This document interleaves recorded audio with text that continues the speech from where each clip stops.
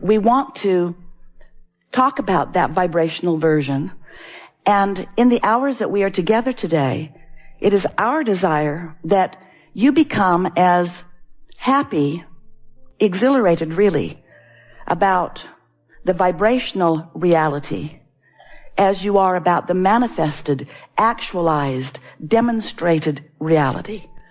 Because when you reach that place, that realization of the vibration and the subsequent wonderful emotions that come from that, when that becomes a high priority for you, then all of the manifestations, all of the things that you can see and hear and smell and taste and touch, then they begin to flow easily into your experience. And of course, we know that that's what humans think they mostly want. It isn't, but it is what you think you mostly want. You want the dollars in your bank account. You want the money in your hands so that you can exchange it for things that you want. You want your lovers to be tangible, to be seeable and hearable and smellable and tasteable and touchable. You want the tangible demonstration of life.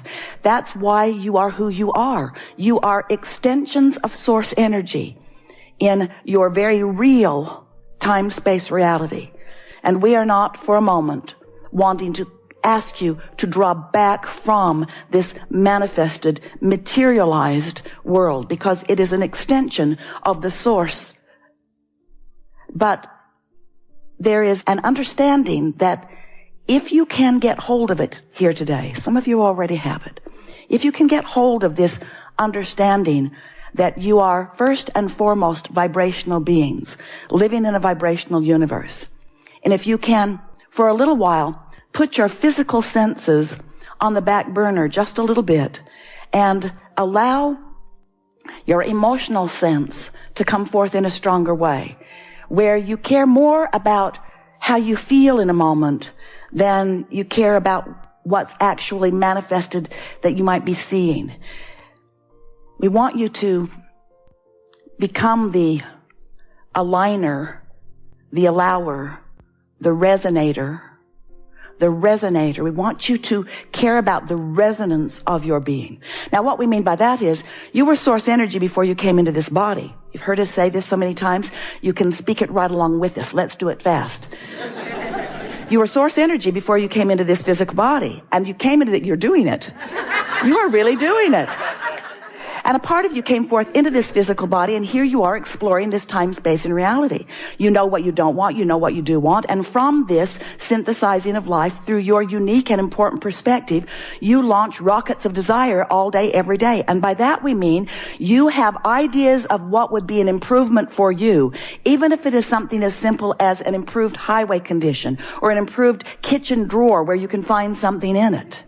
You are looking for improvement all day, every day, and launching these vibrational requests. Now, most humans are not very excited about the vibrational request, but we want you to be excited about the vibrational request. And we promise you that you would become excited about the vibrational rocket of desire that emanates from you if you were consistently in vibrational alignment with that desire as you launch it. But you're usually not, but you could be, but you're usually not, but you could be. But if you were in vibrational alignment with the rocket that you launch, you would feel really good all of the time, because as you launch a desire that you're up to speed with, the ensuing emotion that you feel is one of elation, one of passion, one of exhilaration, one of interest. You just feel so good when you are in any moment up to speed with what you are vibrationally launching. So you've launched this rocket, and the larger part of you, that part of you that was in existence before you came into this body, who still is in existence in the non-physical realm, even though you are in this body, you want to call that your soul. We like to refer to it as your inner being, that source within you. That non-physical part of you exists simultaneously with this physical part of you. And when you are aligned with that non-physical part of you, you feel so good. You feel frisky and clear-minded. You feel sure of yourself. You feel love. You feel all of those things that you would describe as feeling good. But when you're not up to speed with that, and it's easy not to be, but we'll help you to be more up to speed with it more of the time, It's easy not to be up to speed with it. When you're not up to speed with that furthest, most expanded part of you, which you just caused to become more expanded because of the rocket that you just launched. When you're not up to speed, you feel negative emotions. So your emotions are your indicator of your allowing, of your resonance, of your being fully present. Now, the source within you is always looking to you and through you. Sometimes you get that. Have you ever just had an idea that was so brilliant that you just knew it came from some broader perspective? So two things happened in that moment of that brilliant idea. One thing that is happening all the time is that source is right there with you, knowing what you're living and flooding the best idea in this scenario that is available into all of the universe. That's the first thing that happens, but it happens whether you know that it's happening or not. But the fact that you realized the idea, the fact that you felt the idea, and when it felt wonderful when you realized it, that means that the second thing has happened, and that is you're up to speed with who you really are. And that's what you're wanting more of the time. That's what you're wanting most of the time. That's what Esther is wanting all of the time. When you get tuned in to this high frequency, you become intolerant of hanging around in lower frequencies. And we don't want you to be intolerant in the sense that you throw little fits. Or big ones. We want you to be discerning. That's a better word. Discerning. We want you to care about how you feel. In fact, we want you to care so much about how you feel that it becomes your top priority. Because when how you feel becomes your top priority, and you are armed with tools to help you line up with this high frequency, pure positive energy. When you know how to do that, then you are in this moment living happily, and in the next, and in the next, and in the next, until you get that happily ever after thing going pretty well. So here you are amidst contrast. But contrast is for clarification, not to beat you up. And the reason that sometimes it feels to you like the contrast of your life is beating you up is because you have not learned to manage your own vibrational relationship with that broader part of you. Some of you would say, well, if Source is so smart, and Source is, then why isn't Source managing the contrast between us better? And we say, because you have the free will to sift and sort and choose and offer vibrational frequencies. You are a transmitting and receiving mechanism, first and foremost. So when you think a thought, you have the right to think that thought. Law of attraction will bring things like that thought to that thought. Within 17 seconds of you focusing on something, another thought like it joins it. And that's momentum. You hold it for another 17 seconds in that thought vicinity, and another thought joins it. More momentum. By the time you cross the 68-second mark, there is enough momentum in your thought to establish your point of attraction. And that really is what we want to talk about all day, every day with you. We want to talk about your point of attraction. And what your point of attraction means is you and what you're emanating, and therefore what law of attraction is bringing back to you. That's all that it means. Your point of attraction means everything, because your point of attraction is you letting in or not letting in, you allowing into your experience things that are a vibrational match to your habit of vibrational offering. Most people have no awareness of their own vibrational offering. A belief is just a thought that you keep thinking. A belief is a vibrational offering. So if when you were born, your parents were feeling money shortage and they spoke it to you on a pretty regular basis, before long, you began to believe their belief. Now, the reason that you began to believe their belief is because they demonstrated their belief all day, every day. Because they believed in not enough money, they did not have enough money. So you weren't making it up. You weren't just picking some unwanted thing out of the air and making it your belief. They believed it, they demonstrated it, you observed it, then you began demonstrating it.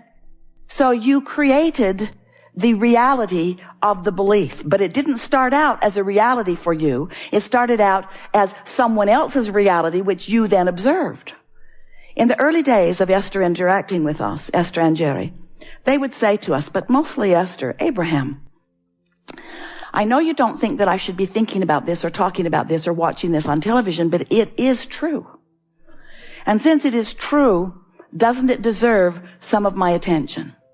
And we said, you have the free will to give your attention to anything that you desire. And there is nothing that is off limits. There is nothing that will go wrong. But it is of advantage to you if you understand that whatever you are giving your attention to, you will eventually make your reality. You will make it your truth.